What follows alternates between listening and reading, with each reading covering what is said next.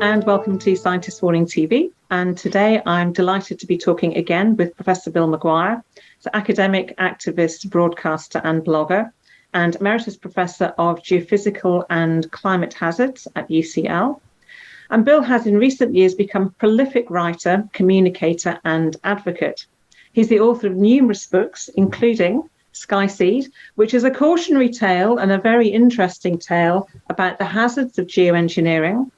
And then recently he wrote a new book, Hothouse Earth, in which he writes that the post-COP26 reality is this: to have even the tiniest chance of keeping the global average temperature rise below 1.5 degrees C, we need to see emissions down 45% by 2030. And in theory, this might be possible. But in the real world, barring some unforeseen miracle, it isn't going to happen. Now, clearly, Bill, and welcome. Thank you for giving us your time again. Now, that's going to be a very triggering statement for some. I just wondered if you'd like to comment on that. Well, some people may be concerned about it, but that's simply a fact. I don't know why people are still going on about 1.5 degrees C when at the same time they talk of needing 45% cut in emissions. I mean, the two things just don't go together. We've got something like 90 months to reduce emissions by nearly a half when there's been no sign of a reduction in emissions globally ever. Apart from a little blip when COVID-19 really hit home. So, it's just not sensible and it's not right to keep giving the impression that we can stay this side of 1.5 degrees. Yes, it's interesting, and it's this debate around 1.5 and whether we should whether it's dead in the water, as some yourself and others like Kevin Anderson would say. It's become controversial because there's almost a sense in which some scientists are hanging on to the fact that it's still geophysically possible. In fact, it may not yet be. It may not be, but and it's this sense in which we have to hang on to the possibility, because without that as a possibility, it seems, I think there's a fear that there will be despair and that people will give up and that we'll be in an even worse position. And it's something that perhaps we can return to because it's something you talk about in your book about this. The importance of being truthful and being brutally honest about where we really are. Which brings me to my next point. So in your book, at the start of the book on page 18, you write that as of April 2022, when you were writing the book, none of the world's biggest economies, which together generate 80% of carbon emissions, are on target to keep the promises they made in Paris. So before we actually go on to talk about the book, I just would like to get your views on where we are now in terms of the Paris goal. I mean, you've just said that, you think it's lost. But of course, people will say that, every fraction of a degree matters. So where are we in terms of the science? Well, we are. I think we have lost 1.5 degrees because countries simply aren't doing enough. I mean, some are doing better than others. The UK is doing moderately well, although when it counts its emissions reductions, it doesn't tend to count aviation and shipping and those emissions associated with consumerism. So even we aren't doing as much as we need. And many other countries have hardly changed at all. So Paris is dead in the water. 1.5 degrees is dead in the water. And to be honest, 1.5 degrees has sort of become this iconic landmark, which is supposed to equate to dangerous climate change. But there's no evidence that 1.5 degrees coincides with dangerous climate change. It could easily be 1.4, it could be 1.6. So to give it this massive relevance, it is really a bit misleading. And as you said just now, every 0.1 degree centigrade is critical. So we need to act to keep temperatures as low as we possibly can, but not get hung up on a target that we're not going to reach. Yes, and you're right, because if there is a growing consensus that that target is in fact lost, then it does beg the question, well, what's the new target? Should there be a new target? Should it be 2? Well, it shouldn't be 2 degrees clearly, but it's a very dangerous zone into which we're straying. And I think you're absolutely right that the fixation on a target has been really deeply problematic all along. Well, there's a point of view that a bad target is worse than no target at all. All the targets that we have to choose from are all bad, effectively, and all we can do is cut emissions as fast as we possibly can, and that needs huge leadership from governments across the planet, which just isn't there yet.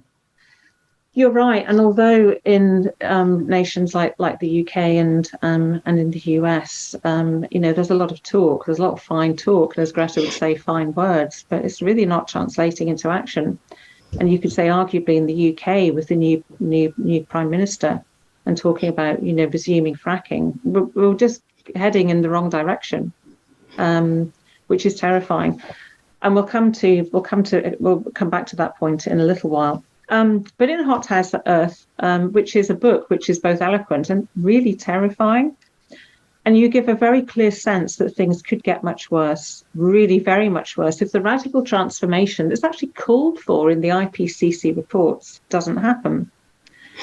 Now, if some heating is already baked in, and as many people say it is, including the UK's Committee on Climate Change, what can we expect between now and 2050 if we sort of trundle along this trajectory that we seem to be on? Well, the reason the book's called An Inhabitants Guide is because many people around today are going to be living in a world with these new conditions. We got a glimpse of it in this summer because we saw these incredible heat waves across Europe and North America and many other parts of the world. We saw catastrophic floods as far apart as Nigeria, Pakistan, the US, all over the planet, really. And the staggering thing is how quickly a small global average temperature change is translating into extreme weather. It's happening far more quickly, I think, than anybody expected. So we're going to see in the decades ahead more of the same. I mean, every year now, we're seeing baking summers across the planet. The temperatures are going to get up to 50 degrees C plus in Europe, maybe as early as next year if it's an El Nino year. And of course, they've already got up to over 48 degrees now. Similar conditions will become more and more common across land areas right across the planet. And just really things will start ramping up in terms of extreme weather. So the infrastructure will start to suffer, communications, transport, water supplies. Obviously, drought is going to be a massive problem in the future. And the UN just said the other day that 345 million people this year are marching towards starvation. Also, we've got food shortages predicted in the UK and France. And another report just last week suggested that in half of the world's countries, civil unrest could be expected in the next few months, including in the UK, because of a conspiracy really of energy problems, food prices, inflation, and the impacts of climate change. Now that, we're already seeing what we're going to see later on this century. It's just what we've been experiencing at the moment, only writ much larger. Exactly, and these things are just coming down the tracks at us right now. They're actually here and now, and affecting us here and now.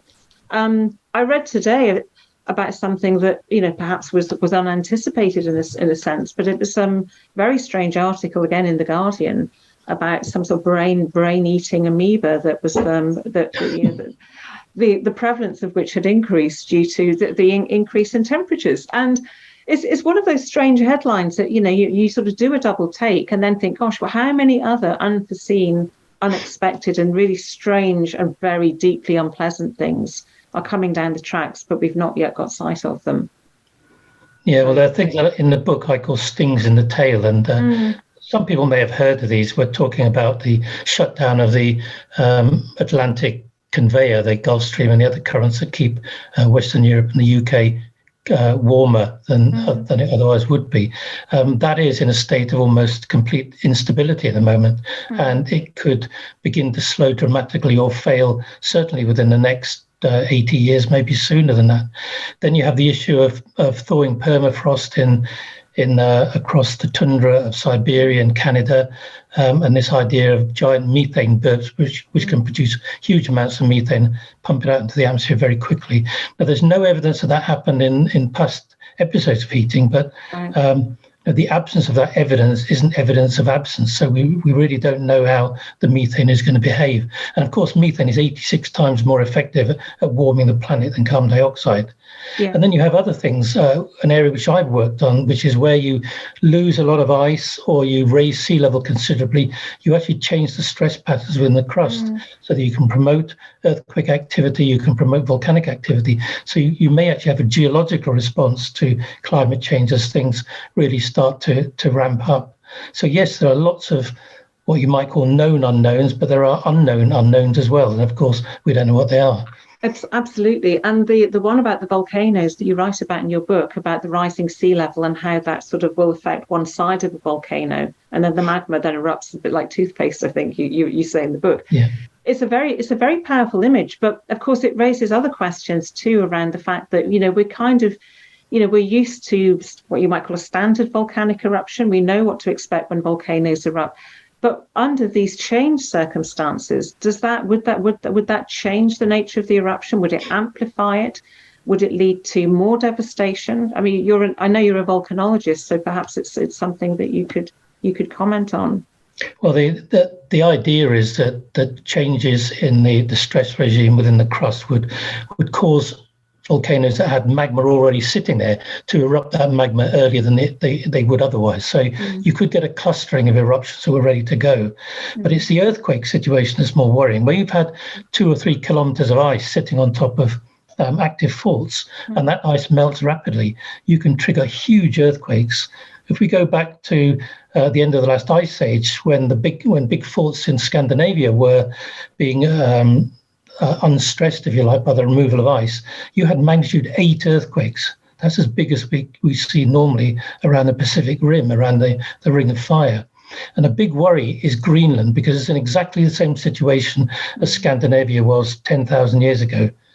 If that ice starts to melt rapidly, the crust underneath starts to bounce back, which it already is doing, incidentally, in the Greenland area. That results in a lessening of stresses on faults. And if there are faults underneath there, they won't have moved for hundreds of thousands of years. So they could generate massive earthquakes, which could produce submarine landslides, and that in turn could produce tsunamis. This has happened again at the end of the last ice age. So there are these sorts of things which people aren't really that aware of, which could result in massive threats. Yes, and it all adds up to a terrifying near-term future. So going back to the controversy then, so recently you were at the centre of the controversy when The Guardian published an article that you had written, but they produced the headline for it, which was it was a rather sort of apocalyptic sounding headline, which has now actually changed. But I wondered how the scientific community had reacted to, not just to the article, but to your book. Have there been expressions of relief in the sense that you are now publicly saying what some scientists privately feel and believe? Well, the article was really interesting. It was in the Observer, actually, rather than the Guardian, and it was written by a reporter. It was written by Robin McKee, who's an excellent journalist, and the article was accurate, entirely accurate, and described what my book was about and what I'd said to him. The problem was the headline was in 2 parts, and the second part said something like, "Total climate meltdown is now unstoppable," which isn't what I said, and it's not what the article said. And that only appeared on the online version. It wasn't in the newspaper. And it did cause a little bit of consternation, although I have to say, I've had very little comeback from climate scientists. Maybe 1 or 2 made comments on Twitter, and I just replied that I had nothing to do with the headline, and that's not what the article says or the book. And people were quite happy with that. They said something like along the lines of, "Oh, I'm glad to hear it." And the article headline was changed just a few days later. So everybody seemed to have been reasonably happy. And I've had no people contact me saying that my stand at 1.5 degrees is not practically possible, is out of order. No one has said that. That's interesting, because it does speak to that point about, privately, your colleagues, those in the scientific community, will concur with you. But it's just the fact that publicly so few people are prepared to say that. And it's this scientific reticence, perhaps it's this feeling of responsibility, perhaps it's this feeling of Scientists aren't supposed to give opinions. They're supposed to be independent. They're supposed to stick with the facts. And it's a difficult one, because if scientists can't speak out, be advocates, or in your case, activists and advocates too, then who else can? Because the public are obviously looking for some guidance on this matter, and they're clearly not getting the guidance from politicians. So where can that guidance be found? Well, we're not talking about some academic exercise here. We're talking about the future of our planet and our society. So everybody working in the field who thinks 1.5 degrees is no longer possible should be saying that. There's no excuse for it. If people are concerned that it might affect their grant application outcomes, or their peers may laugh at them or whatever, then those are secondary issues. They don't even register on the radar, given the desperate straits that we're in. So everyone has a duty to do this. And I know, many scientists are still coming out and saying this. I mean, Scientist Rebellion have a lot of great guys in there who support this idea. Well, it's not an idea. I mean, you just need to look at the figures and know it's going to happen. But there is support out there, and it's growing, I think. I think you're right. I'd like to come back to that point when we look at the relationship between knowledge, the privilege of being an academic, and the responsibility that goes with that. But I want to just touch on something that you mentioned about the La Nina events and so forth. So we've just been announced that we have just entered the century's first 3-year La Nina event. And given the rarity of such an event, perhaps 4 in a century, next year would seem set to swing towards a hot La Nina phase, which could raise global average temperatures in the short term over the next El Nino phase. So given the recent extreme weather events and record-breaking temperatures, and there's been quite a proliferation of workshops and events centering on tipping points, should this give us significant additional concern into next year? Yeah, I think we should be really concerned, because a 3-year La Nina is very unusual. It might extend into the early part of next year, but then it may well switch to El Nino conditions, which means a much hotter equatorial Pacific. And that is also associated with a much hotter planet overall. Now, over the last 5 years, the average global temperature rise compared to pre-industrial times is just a shade under 1.3 degrees C. So I wouldn't be at all surprised if you had a really strong El Nino following up next year and maybe the year after. I wouldn't be surprised to see 1.5 degrees broken during that event. It would probably be temporary, but 5 years now of almost 1.3 and then a 1.5, we're getting to that time when we will see a 1.5 degrees C increase being maintained over many years. In other words, we'll have broken through that barrier. I wouldn't be surprised to see us through it within 10 years. Yes, and that's shocking. And an observation made to me by a scientist some months ago is that experiencing 1.5 degrees on the way up, if we accept that we're going to overshoot, will not necessarily be the same as experiencing a return to 1.5 degrees on the way back down again, because we might have crossed a number of tipping points. Exactly. Which is perhaps something that that the public isn't perhaps as aware of as they might need to be.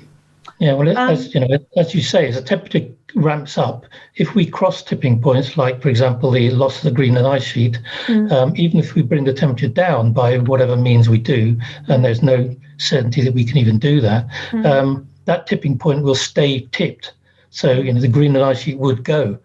And the other point is the maximum temperature we reach, we will hang around at that temperature for several decades, maybe centuries. So things aren't going to come down again unless we take carbon out of the air in a wholesale manner, which is another huge can of worms we probably don't want to open at the moment. Exactly. And it brings me to another point, which is that it must be extremely confusing for the public and perhaps for some policymakers when within the scientific community there are these divided opinions, with a number of scientists talking about the implausibility of carbon capture and storage, the problems associated with trying to scale something like that.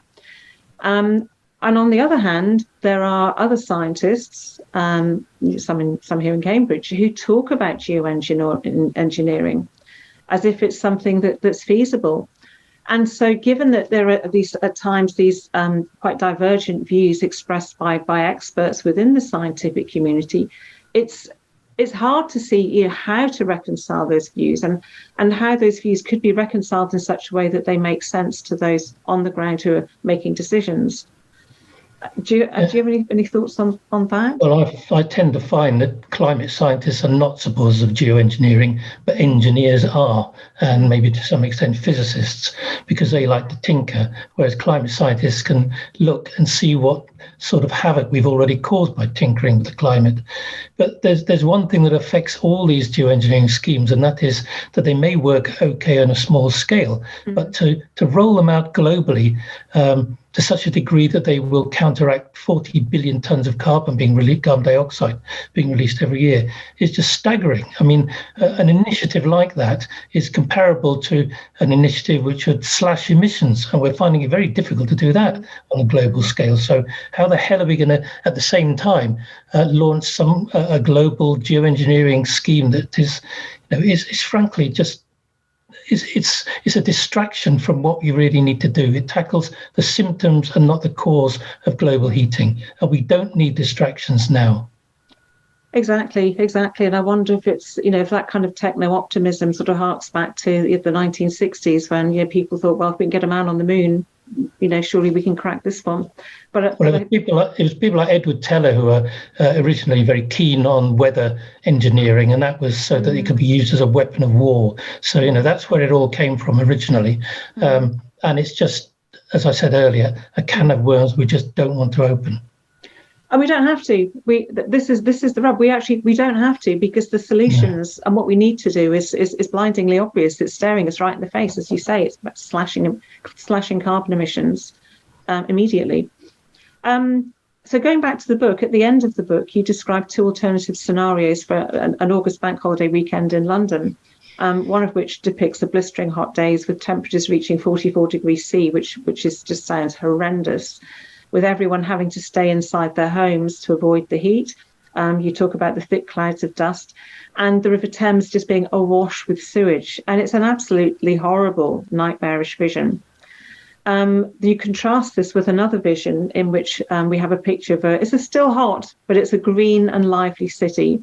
It's busy with bicycles, with public transport, with people walking around in parks, and with the streets barely visible because of the canopy of trees.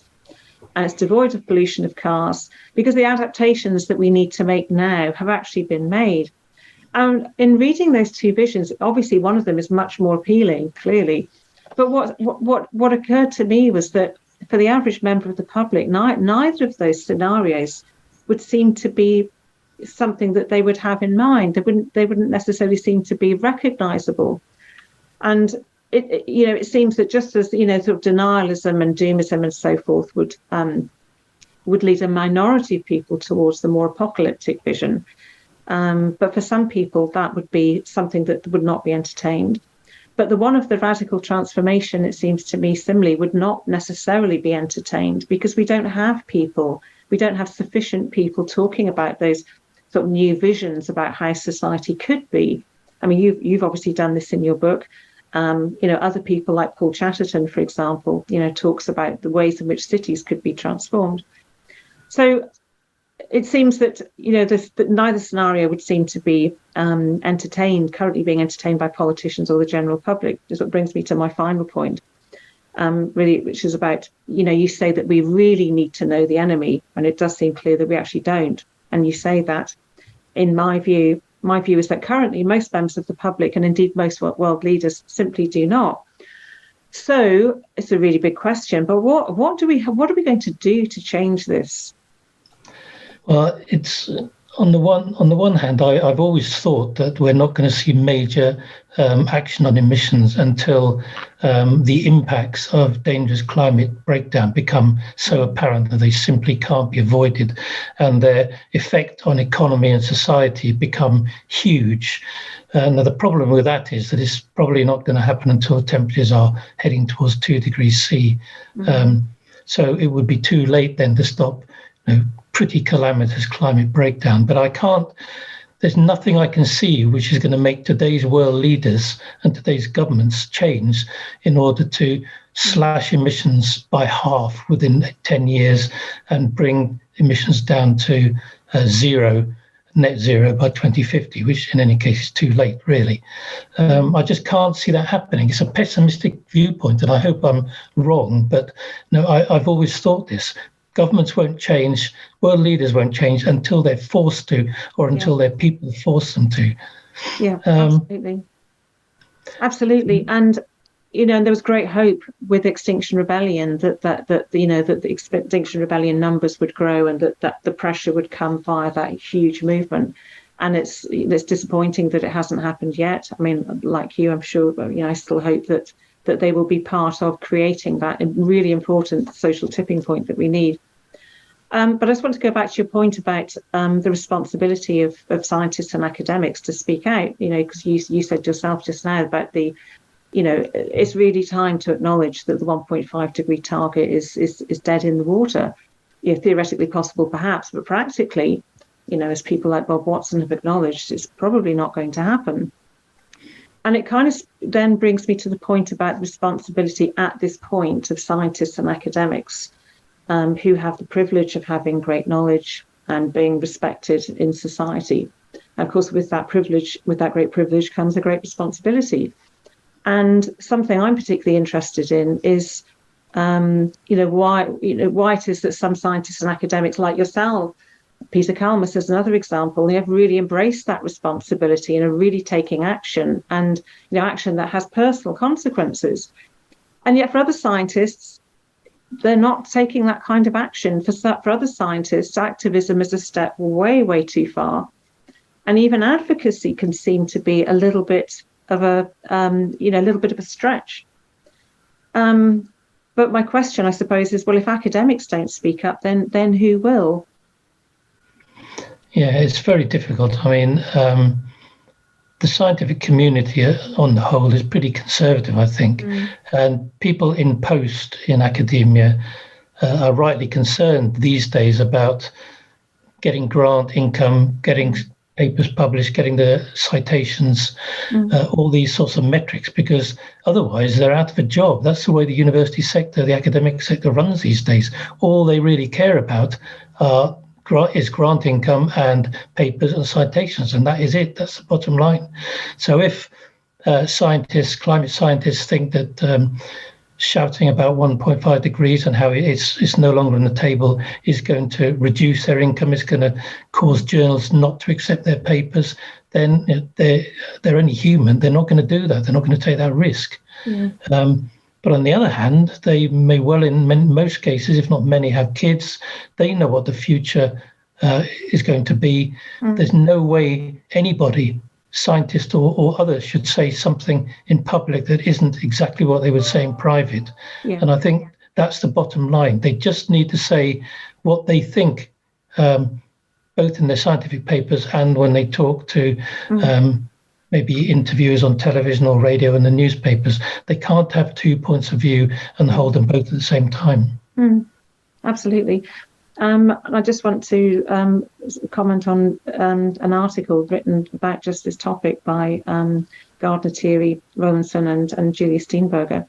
And they say that those with the greatest knowledge and understanding of these crises have a moral obligation to provide leadership and engage in advocacy and activism. So in a sense, I think they're just not giving scientists, academics anywhere to hide. They're saying it's your responsibility now to act and to do something.